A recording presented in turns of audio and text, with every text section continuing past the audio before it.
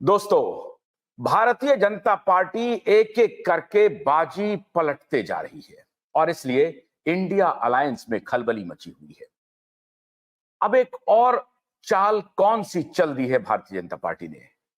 चाल है मध्य प्रदेश के मुख्यमंत्री मोहन यादव की तरफ से। मोहन यादव का दौरा हो रहा है बिहार और उत्तर प्रदेश में। बिहार तो पहुंच गए मोहन यादव जी और बिहार पहुंचने पर उनका भव्य स्वागत भी हुआ। लेकिन मोहन यादव को भारतीय जनता पार्टी क्यों बिहार और उत्तर प्रदेश का दौरा करवाने पर तुली हुई है? उसका कारण यह है कि जिस दिन से मध्य प्रदेश में मोहन यादव मुख्यमंत्री बने हैं, पूरे देश में यादवों में, खासतौर से यादव समुदाय में भारतीय जनता पार्टी के प्रति जो गुस्सा था, जो नाराजगी थी, वो टोन डाउन हो गई है। और पहली बार भारतीय जनता पार्टी ये संकेत देने में कामयाब हो गई है कि यादव समुदाय, आप हमसे दूर क्यों हैं? आप हमारे साथ आ सकते हैं। हम एक सामान्य वर्कर को मुख्यमंत्री तक बना सकते हैं। हमारे संगठन की ये ताकत है। हम परिवारवाद में यकीन नहीं करते हैं। कोई अदना सा कार्यकर्ता हमारे यहां मुख्यमंत्री की कुर्सी तक जा सकता है। और यह भरोसा आहिस्ता आहिस्ता यादव समुदाय में होने लगा है। आज इसी मुद्दे पर बात करेंगे कि क्या मध्य प्रदेश के मुख्यमंत्री मोहन यादव ने बाजी पलट दी है उत्तर प्रदेश और बिहार में। हमारे साथ हैं अखिल जाने माने पत्रकार और सूर्यकांत भारती, मशहूर जाने माने पत्रकार। दोनों का बहुत बहुत स्वागत करते हैं प्रहार में। अखिलेश जी, क्या अब आपको कुछ भरोसा हुआ कि हां, भारतीय जनता पार्टी ने बाजी पलट दी और इंडिया अलायंस के माथे पर पसीना आना शुरू हो गया है? देखिए, राजनीति में कब क्या होता है ये कोई नहीं जानता, लेकिन सबसे बड़ी चीज है कि बिहार में यादवों का की जो राजनीति है, ये हर आदमी जानता है, पूरा देश जानता है। यादवों का पूरा पैटर्न जो है वो आरजेडी के साथ है। माने ये कह सकते हैं कि आरजेडी, लालू यादव जो है यादवों के सबसे बड़े नेता बिहार में है खासकर। उसी तरह से उत्तर प्रदेश में है, समझिए कि मुलायम सिंह यादव और उनके परिवार के पीछे यादवों की राजनीति फलती फूलती रही। मोहन यादव जिस तरह से बिहार में गए हैं, या बीजेपी ने जिस तरह से बिहार में उनको वहां पदार्पण किया है, उनका स्वागत किया गया, जाहिर सी बात है कि बीजेपी की पूरी पॉलिटिक्स जो है बिहार में यादव वोट बैंक को काटना है, लालू यादव के वोट बैंक में सेंध लगाना है। लेकिन मजे की बात यह है कि क्या मोहन यादव ऐसा कर पाएंगे? बिहार के की राजनीति को आप नजदीक से अध्ययन करें तो देखेंगे कि पिछले कुछ सालों में बिहार के बीजेपी की राजनीति में यादव नेताओं की बड़ी फौज खड़ी है। नंद किशोर यादव है, रामकृपाल यादव है, इस तरह से बहुत सारे, वो नित्यानंद राय हैं, बहुत सारे यादव नेताओं को खड़ा किया गया। और उसके पीछे की मूल कहानी यही थी कि लालू यादव के यादव वोट बैंक को ध्वस्त किया जाए। संभव नहीं हुआ, लेकिन बीजेपी को एक लाभ जरूर हुआ इस पूरे प्रकरण में। लाभ ये हुआ कि अभी तक जो यादवों का वोट पैटर्न बिहार में है, वो लगभग समझिए कि 56 से 60% वोट बैंक, वो समझिए कि आरजेडी के पास है यादवों का वोट बैंक। उसी तरह से करीब करीब 26-27% वोट बैंक जो है अब बीजेपी को भी मिलने लगा है यादवों का वोट बिहार में। उत्तर प्रदेश की कहानी अलग है, उस पर चर्चा हम लोग कर सकते हैं। लेकिन ये सारी चीजें पिछले जो 15-20 साल का जो बीजेपी का प्रैक्टिस है, उसमें समझिए कि करीब 26 से 27% यादवों का वोट बैंक जो है बीजेपी के को हाथ लग गई और ये बीजेपी उसको पाता है और बीजेपी को इसका लाभ भी मिला है।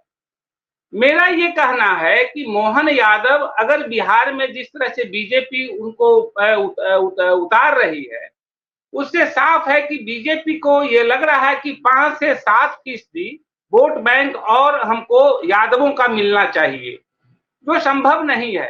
एक आंकड़ा मैं आपको बता देता हूं कि बिहार में जो पप्पू यादव हैं, जो कभी आरजेडी में ही होते थे, वो तो समझिए कि लालू यादव के वोट बैंक को तोड़ नहीं पाए।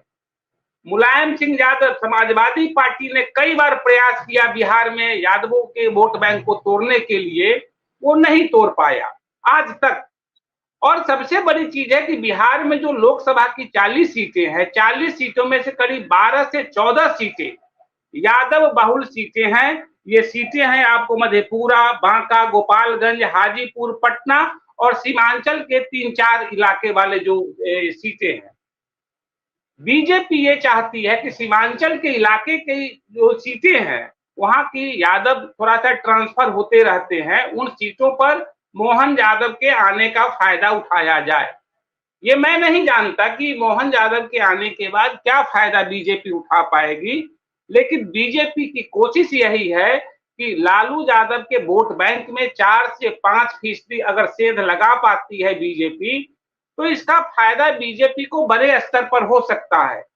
क्या होगा नहीं होगा इसका आकलन मैं अभी नहीं बता सकता, लेकिन बीजेपी क्या पूरी की पूरी कोशिश यही है कि ज्यादा वोट बैंक में सेंध लगाया जाए और 5 से 6% वोट यादवों का बीजेपी के पास लाया जाए। अब देखना होगा क्या होता है, इस राजनीति को कहां तक ये चलती है, ये देखने की बात होगी।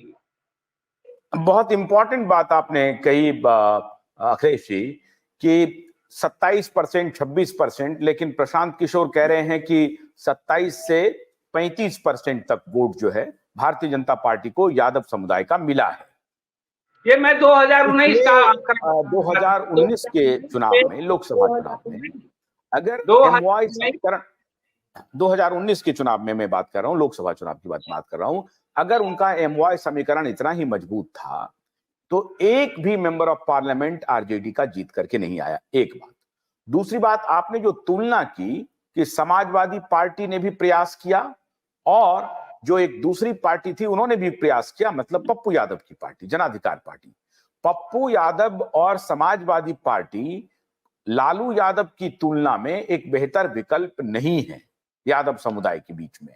इसीलिए लालू यादव का वोट बैंक नहीं खिसका और समाजवादी पार्टी को उनका कोई लाभ नहीं मिला और पप्पू यादव को भी नहीं मिला। लेकिन कुछ हलकों में पप्पू यादव ने छिटपुट तोड़ने में तो कामयाबी जरूर हासिल की, एक माहौल तो जरूर बनाया उन्होंने, और यही कारण रहा कि उनके वोट बैंक में बिखराव हुआ।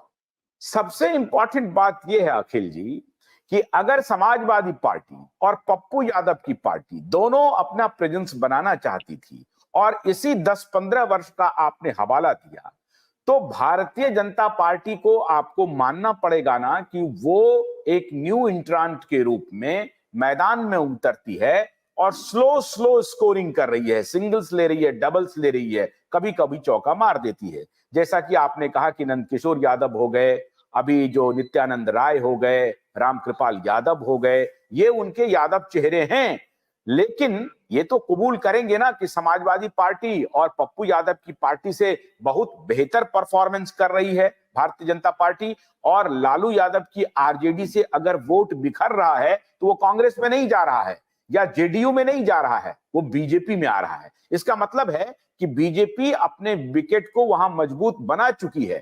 क्या अब ये समय आ गया है कि मोहन यादव अब उतर करके छक्के चौके लगाएंगे और ये आंकड़ा 50-60 के पार जा सकता है, मन बन सकता है? इस पर मैं आपसे पूछूंगा, अगर आप प्रतिक्रिया देने तब मैं सूर्यकांत जी के पास जाऊं।